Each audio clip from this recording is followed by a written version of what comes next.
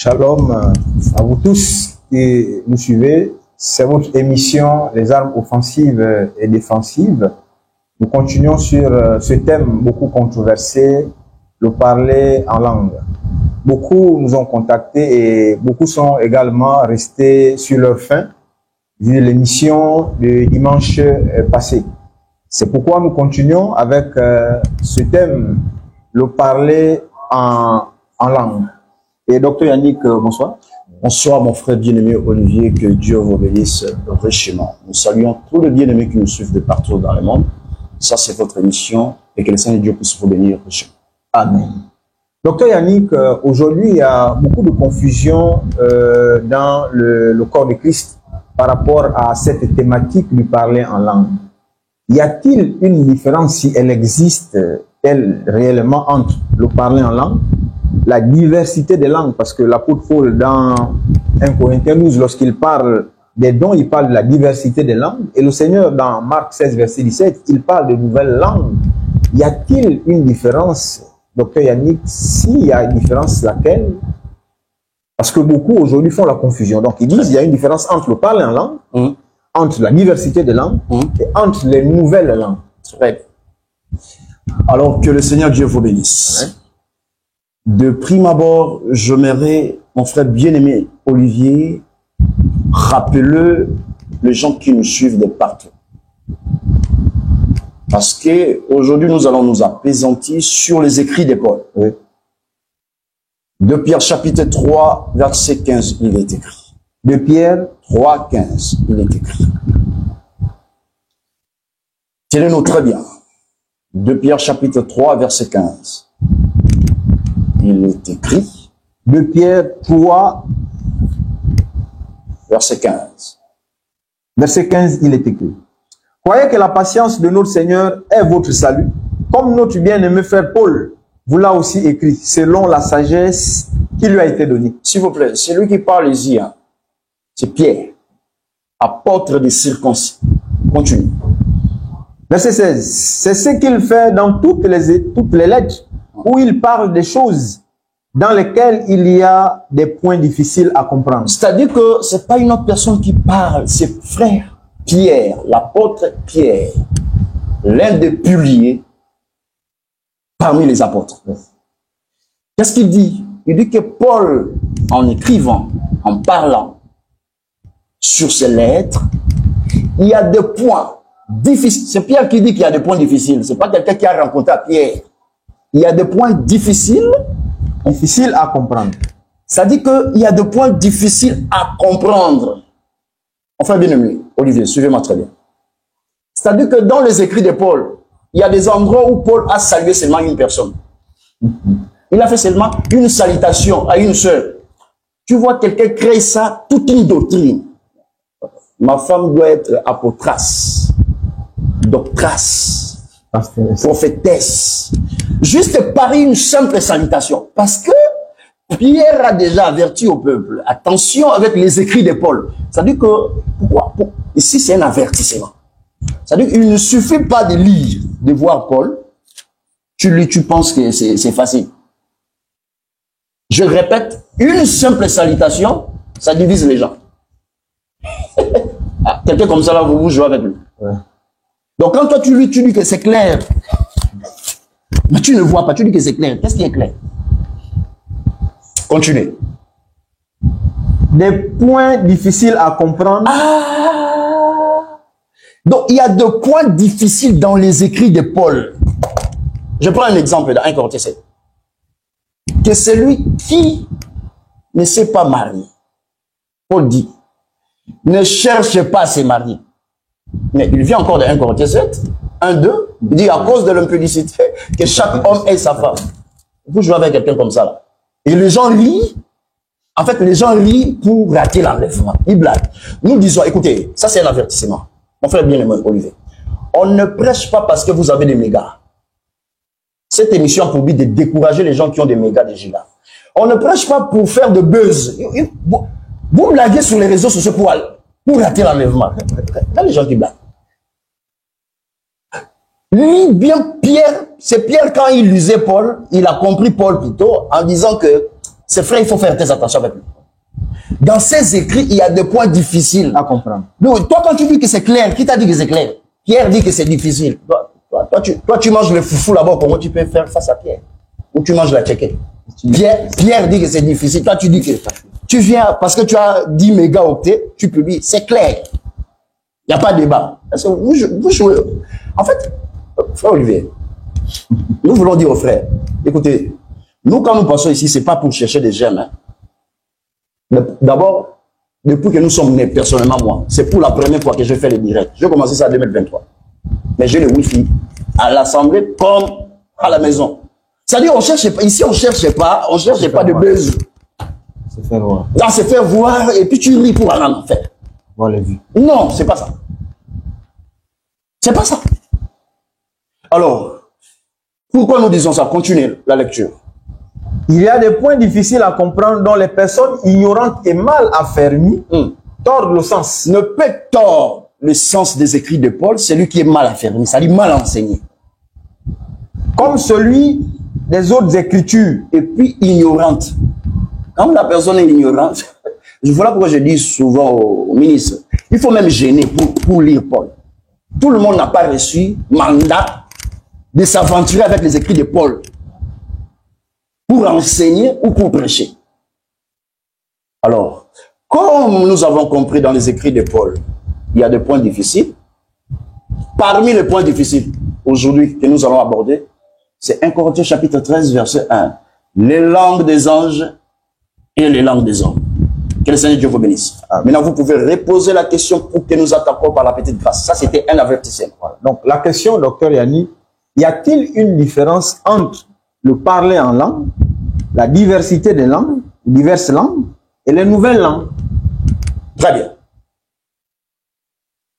Quand vous voulez lire ou prêcher Paul, il faut enlever les lunettes congolais, béninois, gabonais, américains, même grecs. Ouais. De la sagesse. Voilà. Il faut que Dieu puisse illuminer les yeux de ton cœur pour que tu puisses comprendre qu'est-ce que Paul a voulu dire. Donc, enlève un peu l'esprit béninois, congolais, américain, grec, ivoirien. Reste vide et que l'esprit t'aide à comprendre Paul. Amen.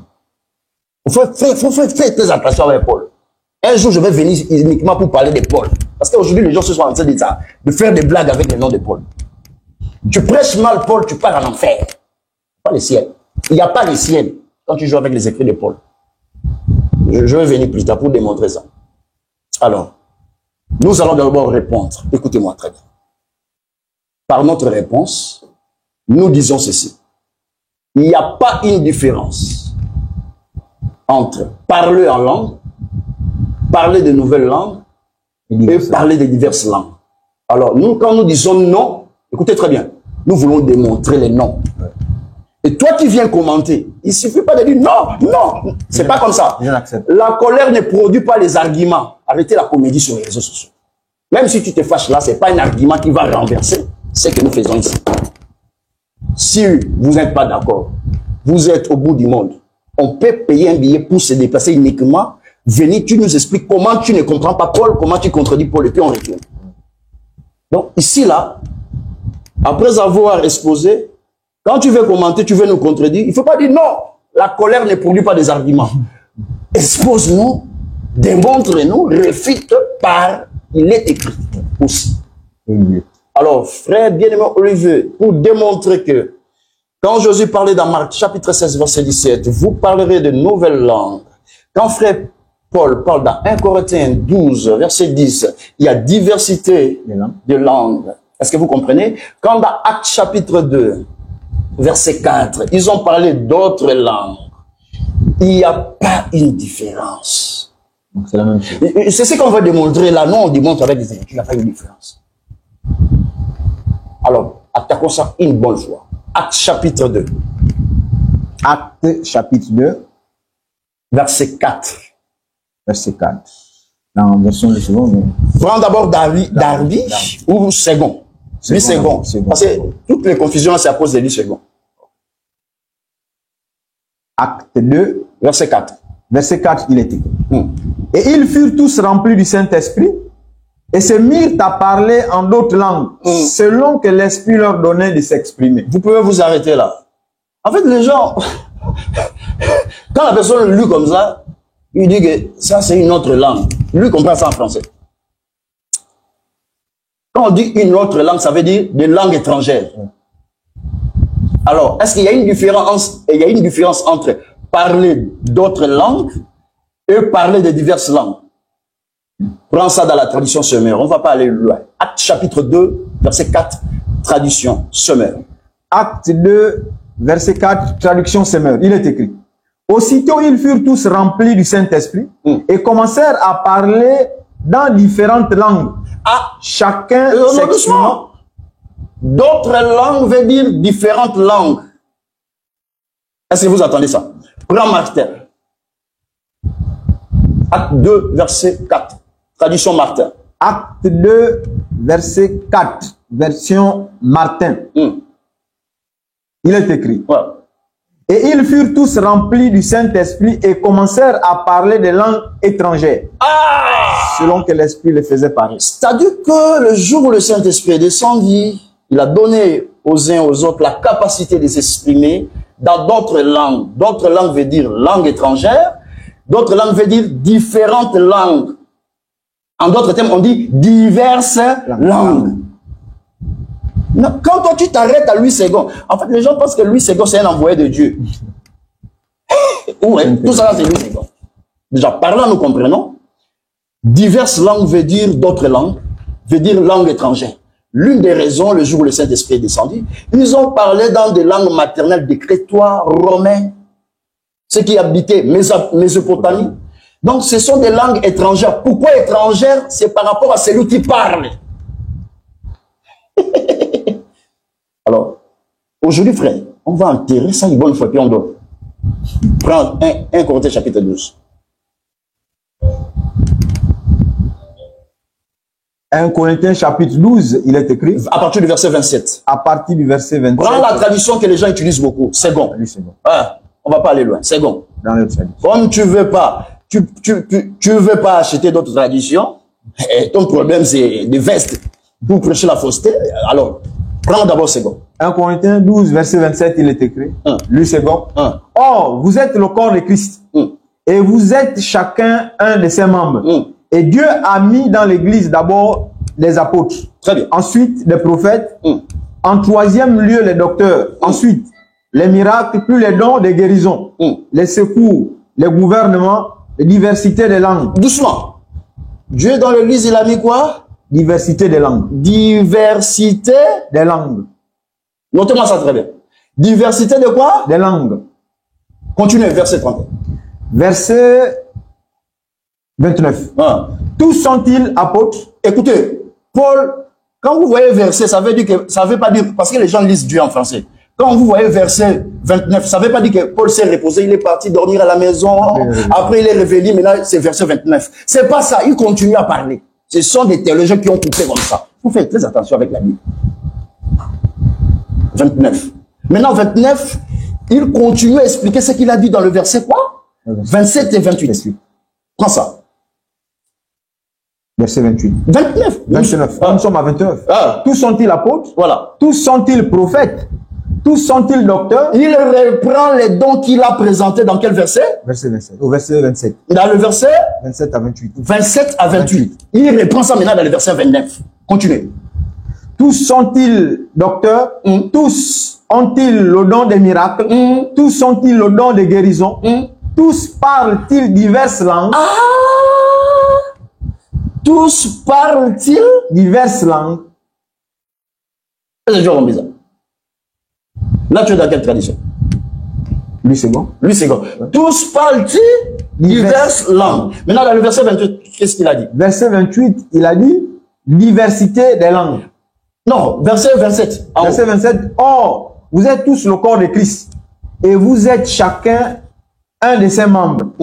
Et Dieu a mis dans l'église d'abord les apôtres, ensuite les prophètes, en troisième lieu les docteurs, ensuite les miracles, puis les dons de guérison, les secours, les gouvernements, les diversités des langues. Très bien. Est-ce que vous voyez ça? Les diversités des langues. Les diversités de quoi? Des langues. Virgule. 1 Corinthiens 14. Parce que Paul ne peut pas se contredire. 1 Corinthiens 14. Verset 39. 1 Corinthiens 14, Verset 39. verset 39. Il est écrit. C'est pourquoi, frères, mes frères, désirez avec ardeur de prophétiser et n'empêchez point de parler diverses langues. N'empêchez pas, mais là tu n'es pas dans la tradition second, frère. Oui. Prends second. Oui, là je suis dans second. Tu es dans second, oui. Prends ici Darby alors. Voilà. Tu lis Darby, 1 Corinthiens chapitre 12. Darby, 1 Corinthiens. 1 Corinthiens chapitre 12. Prends, voilà, 1 Corinthiens chapitre 12. Verset 27. 1 Corinthiens 12, version Darby. Ah. Verset 27, il est écrit. Or, vous êtes le corps de Christ, et ses membres chacun en particulier. Et Dieu a placé les uns dans l'assemblée, d'abord des apôtres, en second lieu des prophètes, en troisième lieu des docteurs, ensuite les miracles, puis des dons de grâce, des guérisons, des aides de gouvernement, de diverses sortes de langues. David dit quoi? Diverses sortes de langues. Donc, il y a des dons qu'on appelle des diverses sortes de langues. On apprend le verset qui suit. Verset 30. Qui suit, verset 30. Tous ont-ils les dons de grâce, de guérison? Tous parlent-ils en langue? Il n'a pas dit tous parlent-ils de diverses langues. Il dit tous parlent-ils en langue. Mais dans le verset 29, qu'est-ce qu'il dit? Dans le verset 29, il dit tous sont-ils docteurs, tous sont-ils les miracles, tous sont-ils prophètes? Non, c'est dans le verset 28. 28. Tous ont-ils les diverses sortes de langues? Diverses sortes de langues. Alors, par là, nous comprenons. Je suis ici dans la tradition Darby. Chapitre 12, verset 28. Voilà ce que Paul dit ici. Des gouvernements. Diverses sortes de langues. Est-ce que vous voyez ça? Donc, il parle parmi les dons, il y a un don qu'on appelle diverses sortes de langues. Maintenant, il continue à expliquer ces dons-là dans le verset 30. Il dit ceci. Tous parlent-ils en langue? C'est-à-dire, avoir la diversité des sortes de langues, la diversité des langues, c'est parler en langue. Maman prophétesse, il n'y a pas une différence entre diversité des langues et parler en langue. Je reprends encore 1 Corinthiens 12, tradition Darby, verset 29. Est-ce que vous comprenez ça? Oui. Voilà ce que frère Paul dit, à partir du verset 28 plutôt. Je prends ici là. Tous sont-ils apôtres? Verset 29. Oui. Tous sont-ils apôtres? Tous sont-ils prophètes? Oui. Tous sont-ils docteurs? Tous font-ils des miracles? Je suis toujours dans le verset 29. Oui. Tous ont-ils les dons de grâce de guérison? Tous parlent-ils en langue? Maintenant, le parler en langue ici, frère Paul, dans le verset 28, il dit c'est Dieu dans l'église, il a mis des dons de diverses sortes de langues. Donc, il ne faut pas dissocier diverses sortes de langues avec le parler en langue. Pour les nouvelles langues, on dit ça. Je vais toucher ça. Pourquoi nouvelles langues? Donc, ce qu'on appelle dans Actes chapitre 2, verset 4, il parlait de diverses langues étrangères ou d'autres langues. C'est la même chose quand nous parlons sur le parler en langue. Le parler en langue veut dire parler de diverses sortes de langues. Est-ce que vous comprenez ça? Maintenant, quand Jésus dit que tous ceux qui croient à mon nom, voici le miracle qui accompagneront, ils parleront de nouvelles langues. Ce n'est pas une langue inventée. Est-ce que vous comprenez ça? Parler une nouvelle langue, la langue est nouvelle, ça veut dire quoi? C'est par rapport à celui qui parle. C'est pour la première fois que tu exprimes ça. Ce qui est nouvelle pour toi est aussi étrangère pour toi. Est-ce que vous entendez ces choses? Donc, jusque-là, il n'y a pas une différence entre parler de nouvelles langues, parler de diverses langues, parce que dans 1 Corinthiens chapitre 12, verset 28 jusqu'à 30, Paul énumérait les dons dans l'église. Parmi les dons, dans le verset 27-28, il dit, il y a un don qui s'appelle diverses sortes de langues. Et dans le verset 29-30, il dit que c'est le parler en langue. Tous parlent-ils en langue, ça veut dire tous parlent-ils de diverses sortes de langues. C'est ça que ça veut dire. Non, au nom de quoi vous dissociez ça? Et voilà pourquoi le jour où le Saint-Esprit est descendu, l'Écriture dit, selon tradition Sommaire, Martin et d'autres traditions, il nous parlait de diverses langues. Parler de diverses langues, c'est parler de langues étrangères. Parler langue étrangère, c'est parler d'autres langues. Maintenant, la langue que tu exprimes pour la première fois, elle est nouvelle. Tu n'as jamais exprimé, parlé une langue quelconque. Quand tu exprimes ça pour la première fois, c'est nouvelle. Ça ne veut pas dire qu'une langue inventée. Et cette langue aussi est étrangère par rapport à toi parce que ça vient d'autres nations. C'est ce qu'on va démontrer tout au long ici. Donc, les gens pensent quoi? Quand Jésus disait, vous parlerez des nouvelles langues. Ça dit que ce que Jésus a dit, ça sautait l'époque des apôtres. C'est maintenant là que nous commençons à appliquer ça. Non, aucun miracle. Je lance un défi ici. Là. Non, papa, ici c'est défi. Aucun, je répète, aucun miracle, aucune promesse que Jésus a dit aux apôtres, ça sautait les apôtres en temps de miracle et ça vient vers chez nous. Ça s'accomplit au temps de nous. Montrez-nous dans les Écritures où les apôtres ont parlé de nouvelles langues, une langue que personne, une langue qui ne se trouvait pas sur la terre. Parce que ce que Jésus a dit, l'accomplissement doit d'abord, on doit d'abord voir ça chez les apôtres. Mais comment que l'accomplissement saute les apôtres, ça s'accomplit au Nigeria. Tu vois quelqu'un dit Chika, on lui pose la question pourquoi il dit nouvelle langue. Mais cet accomplissement ne peut pas sauter les apôtres. Les actes des apôtres, c'est parce que c'est le Saint-Esprit qui accorde ça. Lisez bien Acte 2, 4. Chacun s'exprime à la manière dont le Saint-Esprit accordait. Toi, tu as reçu le Saint-Esprit là en 2015. Maintenant, ce qu'on voit chez toi, chez les apôtres, on n'a pas vu ça. Est-ce que vous comprenez ce que vous faites? Oh, c'est quoi? C'est une nouvelle langue. Là où le Saint-Esprit est descendu, on devait d'abord voir ça. Aujourd'hui, frère, on va enterrer ces concepts. Donc, il n'y a pas une différence entre parler une nouvelle langue, parler de diverses langues, parler d'autres langues. Celui qui parle d'autres langues, il est en train de parler une nouvelle langue parce que c'est pour la première fois qu'il exprime cette langue. Cette langue est étrangère parce que ça vient d'autres nationalités, d'autres pays, du coin du monde. Elle est étrangère. Et pourquoi c'est divers? C'est parce qu'il y a plusieurs langues. L'une des raisons est dans 1 Corinthiens 14. Quand Paul posait les fondements sur le parler en langue, ça je lance un défi. Si tu veux nous répondre, réponds-nous ici. 1 Corinthiens chapitre 14 jusqu'au verset 30. Paul n'a pas fait allusion à une certaine langue qui se parle au ciel. Il a fait référence aux langues des hommes. Je lance un défi. Si quelqu'un, on pose la question, frère.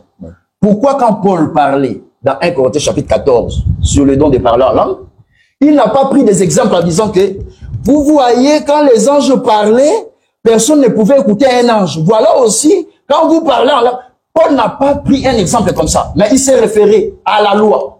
Ésaïe 28, verset 11, égal à 1 Corinthiens 14, verset 21. Prends ça pour eux. Ésaïe 28, verset 11, égal à 1 Corinthiens chapitre 14, verset 21. Élément factuel. Ésaïe 28, verset 11, il est écrit. 1. Car par des lèvres bégayantes et par une langue étrangère, il parlera à ce peuple. Ça, c'est Dieu qui parle dans la loi. Ouais. Par une langue étrangère, il parlera à ce peuple. Le peuple là, c'est qui? Le peuple d'Israël. Maintenant, retournons maintenant à 1 Corinthiens chapitre 14, verset 21. 1 Corinthiens 14, verset 21. 21, il est écrit. Il est écrit dans la loi. Quelle loi? C'est Ésaïe que nous venons de lire. 28, 11. C'est en d'autres langues et par des lèvres étrangères que je parlerai à ce peuple. Et même ainsi, ils ne m'écouteront pas, dit le Seigneur. Pourquoi Paul n'a pas fait référence à une certaine quelconque langue qui se parle au ciel? Continuez maintenant le verset 22. Verset 22, de sorte que les langues sont pour signe, non à ceux qui croient. Jusque-là, Paul est en train de exposé sur le parler en langue. Maintenant, quand il veut faire asseoir l'enseignement sur le parler en langue, il se base sur ce qui est écrit dans la loi pour appuyer son exposé. nulle part dans 1 Corinthiens 14 jusqu'au verset 30, Paul s'est référé à une certaine langue qui se parle au ciel. Il dit, Dieu pour parler à son peuple, Dieu a dit, il parlera à son peuple par des hommes à une langue étrangère. Est-ce que vous comprenez ça? Donc, Paul s'est référé aux langues qui se parlaient sur la terre. Langue des humains. Mais c'est ça, frère. 1 Corinthiens 14. 1 Corinthiens 14. Ah. 1 Corinthiens 14. Vous nous donnez un grand travail, hein? 1 Corinthiens 14. Prends le verset à partir du verset 5. 1 Corinthiens 14, verset 5, il est écrit. Celui qui parle en langue s'édifie lui-même, mais celui qui prophétise édifie l'assemblée. Continuez. Or, je désire que tous vous parlez en langue, mais surtout que vous prophétisez. Prends le verset 9 à cause du temps. Verset 9, il est écrit. De même aussi vous, avec une langue, si vous ne prononcez pas un discours intelligible, comment saura-t-on ce qui est dit? Car vous parlez en l'air. Ok, remontez là où il parle, il y a de nombreuses langues. Vas-y. Verset 6. Verset 6. Et maintenant, frère, si je viens à vous et que je parle en langue, en quoi vous profiterai-je? Verset 9. Pourquoi chez toi il n'y a pas ça? Verset 9. 1 Corinthiens 14, verset 9. Oui. 1 Corinthiens 14, voilà, verset 9. Vas-y, il est écrit. Ouais. De même aussi vous, avec une langue, si vous ne prononcez pas un discours intelligible, comment saura-t-on ce qui est dit, car vous parlez en l'air? Très bien. Mais Paul ici dans 1 Corinthiens, quand tu vérifies bien, Paul dit, il y a de nombreuses langues qui se trouvent dans le monde. Aucune langue est inintelligible. C'est de ça que je cherche. Aucune langue est c'est de cela que je suis en train de parler. Donc, dans 1 Corinthiens 14, quand Paul parlait des langues, il s'est référé aux langues des hommes. Voilà pourquoi, pour faire asseoir ça, il a pris Ésaïe 28, où Dieu parlait que je parlerai à ce peuple par de l'œuvre étrangère. Paul n'a jamais fait référence aux langues qui se parlent au ciel là-bas. Non. Ça, c'est un défi qu'on lance à tout le monde. Que Dieu le bénisse. Amen. Si vous avez une question. Il y a une question, docteur Yannick. Ceux qui sont dans cet argument, ils prennent 1 Corinthiens 14. Premier verset jusqu'au verset 2, nous allons lire rapidement. Il dit ceci. Au verset 2, il dit, parce que celui qui parle en langue ne parle pas aux hommes, mais à Dieu, car personne ne l'entend ou personne ne le comprend. Mais en esprit, il prononce les mystères. Donc, comme personne ne l'entend, personne ne l'écoute, ça veut dire que c'est une langue que les hommes ne peuvent pas comprendre, que les hommes ne peuvent pas cerner. Conclusion, c'est une langue qui vient du ciel, selon eux. C'est-à-dire quoi? C'est-à-dire que le parler en langue, selon ceux qui soutiennent aujourd'hui que le parler en langue, c'est une langue qui n'est pas une langue des humains, c'est parce que ce passage de 1 Corinthiens 14, verset 2, dit que celui qui parle en langue ne parle pas aux hommes. Parce que si c'était une langue des hommes, ils la comprendraient. Très bien. Avant de répondre à cela, parce que c'est une question que vous venez de poser, nous allons répondre à cela. Qu'est-ce que nous disons par rapport à la première question? Il n'y a pas une différence entre parler une nouvelle langue, parler d'autres langues et parler diverses langues. Nous venons de démontrer ça dans 1 Corinthiens 12, verset 28, 29. Paul parle qu'il y a diverses langues comme dons. Et dans le verset 29-30, il dit que est-ce que tous parlent-ils en langue? C'est-à-dire parler en langue, c'est parler de diverses sortes de langues. Alors pour prouver ça, démontrer ça, Acte 10, verset 46. Acte 10, verset 46. Qu'est-ce que nous faisons? Nous sommes en train de démontrer que parler en langue, c'est ça, parler de diverses langues. Acte 10, 46. Acte 10, 46, il est écrit. Vous êtes dans quelle tradition? Lui, c'est bon. Vas-y. Car il les entendait parler en langue et magnifier Dieu. Reprenez-moi ça pour les bien-aimés. Acte 10, 46, il est écrit. Car il les entendait parler en langue et magnifier Dieu. Ceux qui attendaient, c'était des juifs dans la chair. Ceux qui parlaient, c'était des païens. Mais comment, écoute, tu dis, ils les attendaient parler en langue et magnifier Dieu. C'est-à-dire glorifier Dieu. Est-ce que vous comprenez ça? Prends la tradition Martin. Acte chapitre 10, verset 46, tradition Martin. Martin 10, verset 46, il est écrit: car il les entendait parler diverses langues et glorifier Dieu. Il les entendait parler quoi? Diverses langues. Ça veut dire parler en langue, ça veut dire parler diverses langues. Mais 100 jours. Écoutez. Il faut me donner un grand travail. Parler en langue, c'est parler diverses langues. Pourquoi vous voulez dissocier ça? Donc, il y a des gens qui pensent que parler de nouvelles langues, c'est une langue imaginaire. C'est la même chose. Si vous avez un élément factuel avec preuve à l'appui, que parler de nouvelles langues, tu dois nous expliquer comment aussi cette langue-là, ça s'exprime comment? Est-ce que vous voyez? Parce qu'il y a plusieurs langues ici. Donc, parler en langue, selon Acte 10, verset 46, c'est parler de diverses langues. Ça, c'est une écriture claire. Si tu veux nous contredire, prends une autre écriture pour renverser ça. Maintenant, on renferme, nous avons compris. Ce que Jésus a dit, ça devait s'accomplir d'abord chez les apôtres. Moi, je ne comprends pas les gens. Toi, tu es au Congo là-bas. Donc, tu penses que ce que Jésus a dit, ça doit sauter le temps des apôtres, parler de nouvelles langues, ça vient chez nous. Est-ce que vous comprenez ce que vous faites? Alors, votre question, c'est quoi? La question, c'est celle de Acte 14, 2. C'est-à-dire que ceux qui parlent, celui qui parle en langue, il parle dans un langage que les humains ne peuvent pas comprendre. Comme les humains ne peuvent pas comprendre, ça veut dire que c'est une langue qui n'est pas accessible aux humains. C'est quelle sorte c'est une langue qui vient du ciel. C'est une langue qu'on parle là-bas au ciel. Voilà. Alors, ça c'est une arme très forte et puissante. Nous allons démontrer maintenant. Lisez d'abord 1 Corinthiens 14. Verset 2. C'est sur base de ça. Oui, c'est sur base de ça. Il faut lire. Sur base de ça. 1 Corinthiens 14, verset 2. Parce que celui qui parle la langue inconnue ne parle point aux hommes, mais à Dieu, car personne ne l'entend. Et les mystères qu'il prononce ne sont que pour lui. Personne ne l'attend. Tradition, second dit quoi? Personne ne le comprend. Voilà. Est-ce que vous voyez ça? Personne ne le comprend. Personne ne l'attend. Donc pour eux, une langue inconnue où personne attend, c'est une langue qui se parle là-bas au ciel. Il n'est pas accessible aux humains à l'entendement. Est-ce que vous comprenez ça?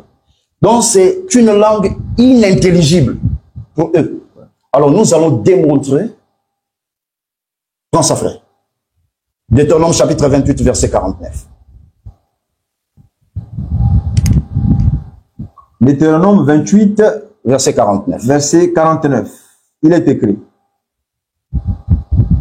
L'Éternel fera lever contre toi de loin, du bout de la terre, une nation. Cette écriture concerne Israël. Ça dit quand Israël pécha ou quand Israël pêche contre la loi. Voilà ce qui vient après. L'Éternel fera lever contre toi de loin, du bout de la terre, une nation qui volera comme vole l'aigle. Une nation dont tu n'entendras pas la langue. Une nation... doucement, papa. Reprenez ça pour maman Sanjo. L'Éternel fera lever contre toi, de loin, du bout de la terre, une nation qui volera comme vole l'aigle. Une nation dont tu n'entendras pas la langue. Non, tu as mal lu. Une nation composée des anges. Parce que pour quelques-uns, la langue qu'on ne peut pas attendre et comprendre, c'est une langue qui vient du ciel. Mais Dieu dit ici à Israël, je vais faire venir une nation, c'est-à-dire pour vous dominer. Cette nation-là, tu n'attendras pas. Quoi? La langue. La langue. Il s'agit de quelle langue? Il s'agit de la langue des anges. Là, nous avons une écriture claire que on ne comprend pas une langue si cette langue est étrangère et nouvelle pour toi. C'est clair, ça c'est un élément factuel. Alors, pour clouer ces gens-là, enterrer une bonne fois, prends encore une écriture. Ézéchiel 3. Qu'est-ce que nous sommes en train de faire? Nous sommes en train de défaire, hein, mon frère, bien le levé, déconstruire cet enseignement qui a duré longtemps en disant que il y a une certaine langue là, quand l'homme parle ça, personne ne peut comprendre ça. Ça dit c'est une langue connue, ça vient du ciel. Nous disons faux. Même la langue des hommes peut être inconnue ne peut être aussi inconnu, nouvelle, face à celui qui est étranger. C'est ce que nous sommes en train de démontrer. Ézéchiel 3, verset 4. Alors, si tu nous veux nous contredire, il faut préparer déjà les versets. Parce que nous, on donne les Écritures ici, là. Pas des raisonnements. Ézéchiel 3. Ézéchiel 3, verset 4, il est écrit. Puis il me dit, fils d'homme, lève-toi et va vers la maison d'Israël et leur prononce mes paroles. Car tu n'es point envoyé vers un peuple de langage inconnu ou de langue barbare. Langage quoi? Inconnu ou de langue barbare. Regarde. Mettez les gemmes là-bas parce qu'on doit entrer. Langage inconnu ou langue barbare. Le peuple là, c'est le peuple céleste? Non. Ce sont les anges? Maintenant, quand toi tu lis la Bible avec le vers gabonais, ivoirien, 1 Corinthiens 14, verset 2. Langage inconnu, c'est une langue que personne ne peut comprendre. Chokéché, chicoché. C'est pas ça. Reprenez ça, frère. Élément factuel. Ézéchiel chapitre 3, verset 5. Car tu n'es point envoyé vers un peuple de langage inconnu. Dieu dit ici au prophète que je t'envoie avec Israël. Il est différent d'autres peuples. Pas il est différent des anges. Si tu veux nous contredire, nous les répétons, prépare-toi à porter une écriture contraire. La langue inconnue n'est pas par rapport au ciel, mais la langue peut être connue par rapport aux nations de la terre. Clair et net. Continuez. Ou de langue barbare. Langue barbare, quand on dit le mot barbare, ça veut dire étranger. Étrangère. C'est vers la maison d'Israël. Ah, Dieu dit au prophète, je t'envoie vers Israël. Lui, il n'a pas une langue barbare. Barbare, c'est une langue étrangère. Ou une langue inconnue. C'est-à-dire Dieu n'a pas dit que je t'envoie vers les anges. Pour que vous nous disiez que la langue inconnue, c'est la langue qui se parle au ciel. En fait, les gens pensent que... Ça, je vais attaquer. Ça, c'est la deuxième question, je pense qu'on va aborder. Ouais. Les gens pensent qu'au ciel, là-bas, les anges parlent comme nous. Gabriel vient d'abord.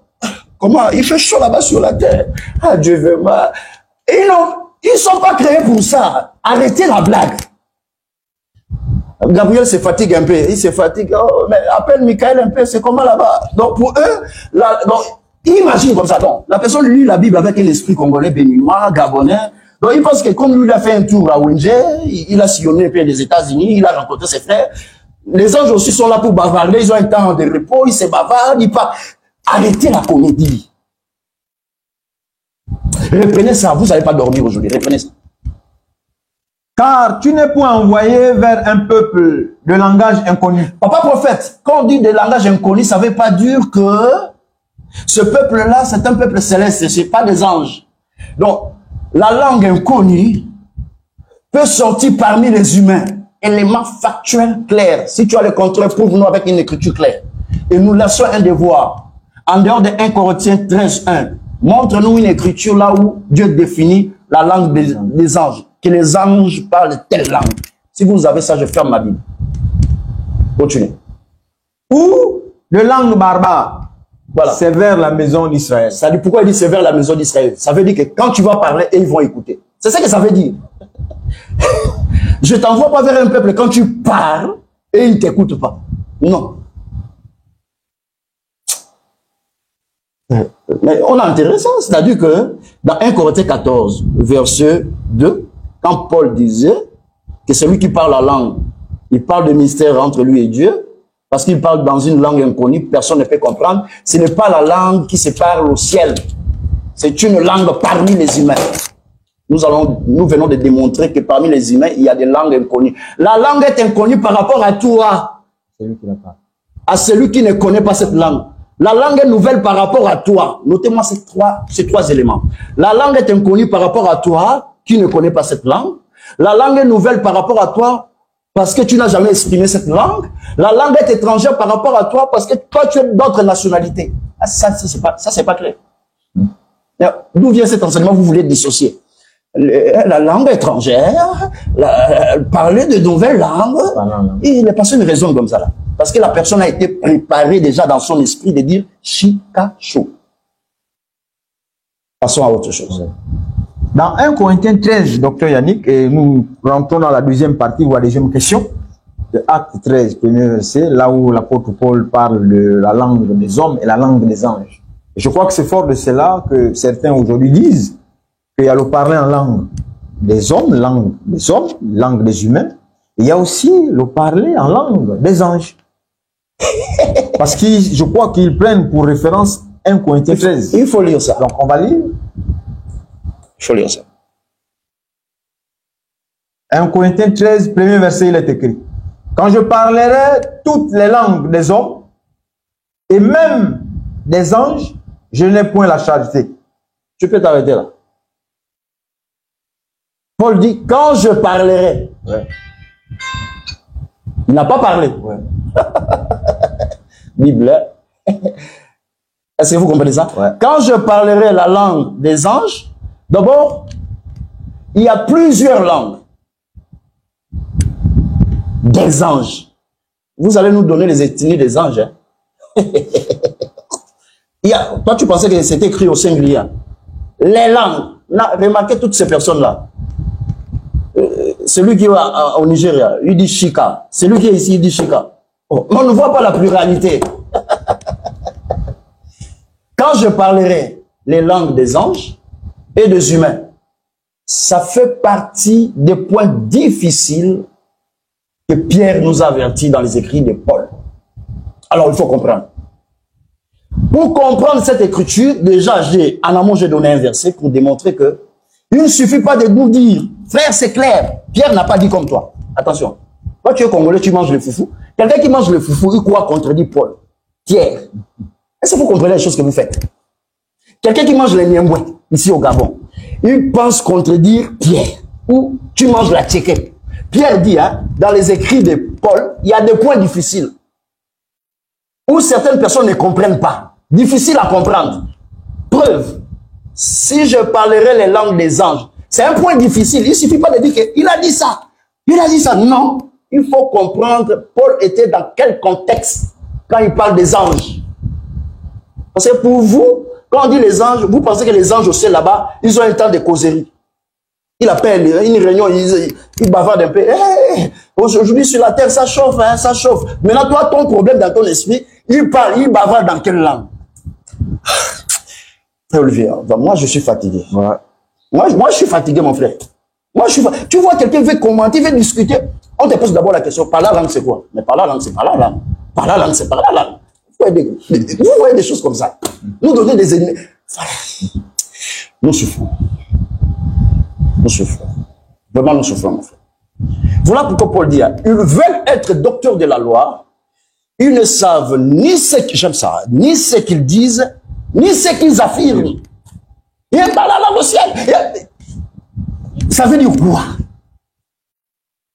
Quand Paul disait, je le répète, parce qu'on doit décortiquer ça, c'est Pierre qui nous a avertis. Faites attention avec les écrits de Paul. Donc ça, c'est un point difficile. Il faut maintenant comprendre. Comprendre quand il disait, si je parlerais, même les langues, au pluriel, les langues des anges et les langues des hommes, ça veut dire quoi? Paul se mettait dans quel contexte quand il parlait des anges? Tu peux me dire, non, il n'y a rien à interpréter. Pierre a dit non, il y a des points difficiles à comprendre. Alors pour comprendre, il faut une explication limpide, claire, sans raisonnement, sans Google. Ce que nous parlons ici, là, dans Google, il n'y a pas.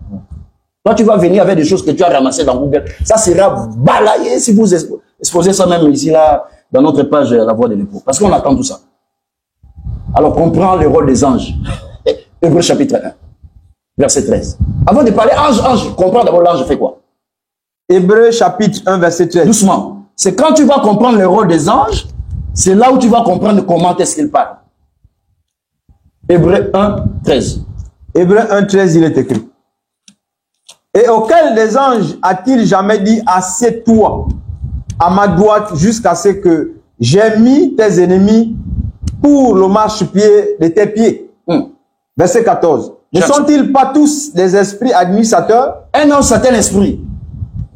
Lui n'a pas de temps de bavarder comme toi. Tu es fatigué, tu fais le pomosa. Tu penses qu'il parle une certaine langue comme ça là. C'est un esprit. C'est-à-dire qu'il n'est pas matériel comme toi. Continuez. Ne sont-ils pas tous des esprits administrateurs? Ici, frère Paul est en train de définir le rôle des anges. À des fois, tu parles ange, tu ne sais pas l'ange fait quoi. C'est Paul qui définit ici. Envoyés pour servir. La tradition dit quoi? Ne sont-ils pas tous des esprits administrateurs? Esprits administrateurs, c'est-à-dire des esprits au service de Dieu.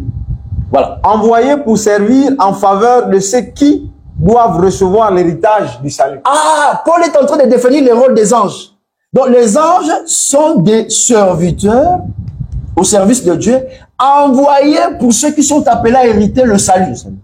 Les gens qui sont plutôt appelés à hériter le salut, ils ne restent pas au ciel, ils sont sur la terre. Maintenant, Paul est en train de définir le rôle des anges. Toi, maintenant, quand tu restes avec le vers congolais, tu dis, l'ange fait quoi? Oh, l'ange, au moment où nous parlons au ciel, ils sont en train de bavarder avec Michael. Donc, la langue des anges, c'est Shikata, comme il dit. Reprenez maintenant ici avec la tradition Chouraki. Lui, c'est un juif. Lui, il ne mange pas le foufou, ni le nyamboué. Prends ça. Hébreu chapitre 1, verset 13. Hébreu 1, verset 13, il est écrit. Mais auquel des messagers a-t-il jamais dit? Ici, Chouraki dit à la place des anges messagers. Un messager, c'est un porteur du message. Ça lui, il doit parler. Sont-ils pas tous fonction de souffle pour servir, envoyer pour ceux qui sont héritiers du salut? C'est-à-dire que les anges, leur travail, ils sont envoyés pour nous. C'est-à-dire que c'est de là où que nous devons comprendre comment est-ce qu'ils parlent. Parce que ce sont des messagers quand ils étaient en mission. Parce que, donne-moi une écriture où vous n'aurez pas une écriture où les anges sont en train de bavarder au ciel là-bas dans une langue. Vous n'aurez pas ça. Ils bavardent avec des cahiers comme ça là. Mais on va vous démontrer les choses aujourd'hui. Prends Luc. Luc chapitre 2, verset 9. Luc chapitre 2, verset 9, il est écrit. Et voici un ange du Seigneur leur apparut et la gloire du Seigneur resplendit autour d'eux. Ils furent saisis d'une grande frayeur.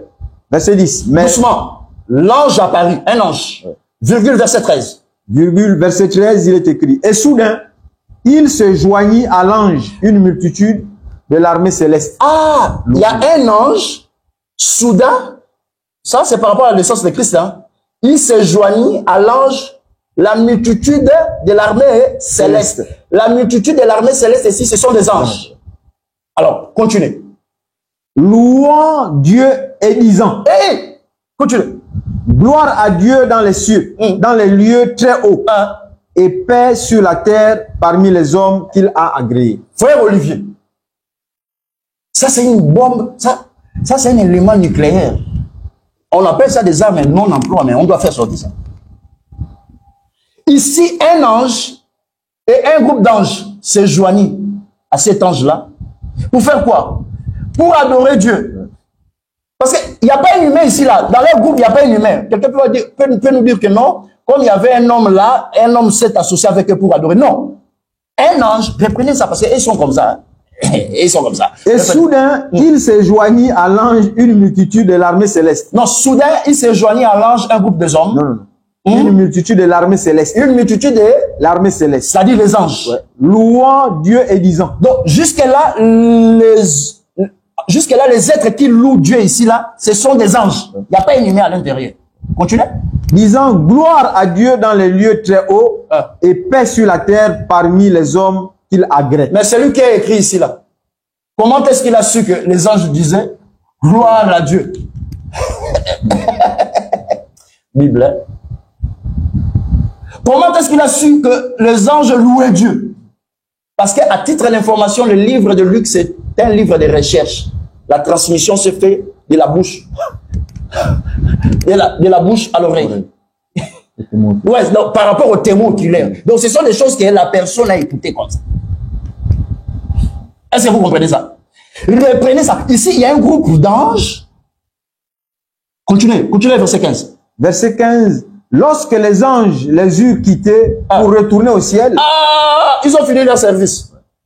Ça veut dire que nous comprenons que dans le verset 15, l'armée céleste, ce sont des anges. Maintenant, quand ils adoraient Dieu dans une langue où l'homme pouvait écouter. Parce que Dieu n'a pas peur hein, de dire que c'était Chika, Sheko, She. Dieu n'a pas peur de ça. Dieu n'a pas peur de dire que c'était dans une langue qui se parle au ciel. Mais ici, nous voyons que le groupe d'anges louait Dieu, mais la personne qui a écrit ça, lui, il a écouté quoi? Parce que le don de l'interprétation n'était pas encore là. Lui, il a écouté quoi? Il a écouté quoi? Devoir à domicile. Quand tu veux répondre de devoir à domicile, à titre d'information, le livre de Luc, c'est un livre de recherche. Hein? Un livre de recherche. Est-ce que vous comprenez ça? Donc ici, vous voyez, même quand les anges sont entre eux, dans l'espace de leur mission, ils utilisent les langues que l'homme peut comprendre et écouter. Ils ne peuvent pas parler aux hommes leur langue, comme je suppose. Alors, pourquoi l'Écriture dit les langues des anges au pluriel? C'est ce qu'on a entendu de demander. Ici, ils n'ont pas dit chi, ka, cho. Non, clair. Voilà pourquoi cela est écrit. Mais dans la Bible, il y a des choses que Dieu n'a pas voulu écrire, que Jean puisse écrire. Ce que tu as attendu dire les sept tonnerres, ne l'écris pas. Ça, c'est un verset de la Bible. Ne l'écris pas. Ça dit, ce qui n'est pas écrit là, moi, je ne peux pas venir chercher ça dans Google. Mais si aussi les langues des anges ici, là, c'était inintelligible, on devait dire que la personne là ne pouvait pas écrire parce que les anges sont en train d'adorer Dieu. Et lui, il a écrit, même les mots clairs. Il a écrit ce qu'il a entendu. Et puis les anges étaient entre eux. Qu'est-ce qui les a empêchés d'adorer Dieu dans certaines langues que les gens imaginent? Chikacho. Mais ici, les paroles claires et limpides. On laisse ça comme un devoir à domicile. Allez, deuxième élément. Acte. Acte 10, verset 1. Acte 10, verset 1. À 4. À 4. Il y avait à Césarée un homme nommé Corneille, centenier dans la cohorte dite italienne. Cet homme était pieux et craignait Dieu. Avec toute sa maison, il faisait beaucoup d'aumônes au peuple et priait Dieu continuellement. Vers la 9e heure du jour, il vit clairement dans une vision un ange de Dieu qui entra chez lui et qui lui dit, Corneille. Mais, quand l'ange rentre chez Corneille, qui est Corneille? C'est un païen. Il n'est pas juif. L'ange doit utiliser une autre langue. Lui, il est esprit, mais il doit parler dans cette langue-là. Diversité. Chez Corneille, il parle dans la langue Corneille doit comprendre. Corneille, c'est un païen. Maintenant, acte 5, verset 19. Acte 5, verset 19, il est écrit. Nous avons compris que chez Corneille, il a parlé dans une langue étrangère, que Corneille doit comprendre. Voilà. Il a utilisé une langue. Acte 5. Acte 5, verset 19, il est écrit. Mais un ange du Seigneur ayant ouvert pendant la nuit les portes de la prison, les fit sortir et leur dit, allez. Il fait sortir qui ici là? Pierre. Pierre. Ah. En prison. Vas-y. Allez, tenez-vous dans le temple. Quand là je parlais ici, il parlait Chico. Parce que vous n'aurez pas un verset qui est au ciel là-bas, il parle comme ça. Devoir à domicile, donnez-nous une écriture qui montre que les anges au ciel, ils ont une langue spécifique. En fait, les gens pensent que Dieu, c'est un humain, quoi. Hein? Il a prévu la façon dont les anges vont communiquer comme nous, quoi.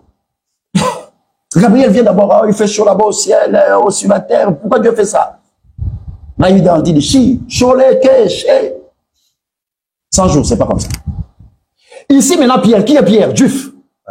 Quand là, je vais parler à Pierre, il va utiliser une autre langue. Il va utiliser une autre langue, qui est celle qui a parlé avec Corneille. Vous voyez? Plusieurs langues que les anges parlent. Donc, Paul voulait dire, même si je m'adressais aux langues, en fait, ça veut dire quoi, 1 Corinthiens 13? Même si je m'adressais aux langues que les anges parlent aux humains, si je n'ai pas l'amour, je n'ai rien. Ouais. Parce que pour comprendre les anges, il faut définir leur rôle. Quand ils parlent, ce sont des messagers. Ils sont venus intervenir dans la prison, mais ils parlent à Pierre. Sortez ici. Allez. Ils doivent parler ou ils doivent parler dans la langue où Pierre doit comprendre. Si c'est hébraïque, il utilise la langue hébraïque. Chez Corneille, il utilise la langue de Corneille. C'est ça là, plusieurs langues que les anges parlent. Non, montre-nous les signes des anges là-bas au ciel. où ils ont plusieurs langues, ils parlent entre eux, ils bavardent, donc ils sont en train de changer les langues. Bon, aujourd'hui, on va prendre cette langue. Parce que les gens comprennent Dieu vraiment avec un verre congolais, béninois. Dieu n'a pas besoin de tout ça. Les anges n'ont pas besoin de ça. Définissez-nous d'abord les rôles des anges avant de dire qu'ils parlent. Donc, par là, il n'y a pas une différence entre nouvelle langue étrangère, la langue des hommes, la langue des anges. Ça, nous laissons comme un devoir, comme un défi. Celui qui n'est pas d'accord, ne te fâche pas. La colère ne peut pas produire les arguments pour réfuter ce que nous venons de poser.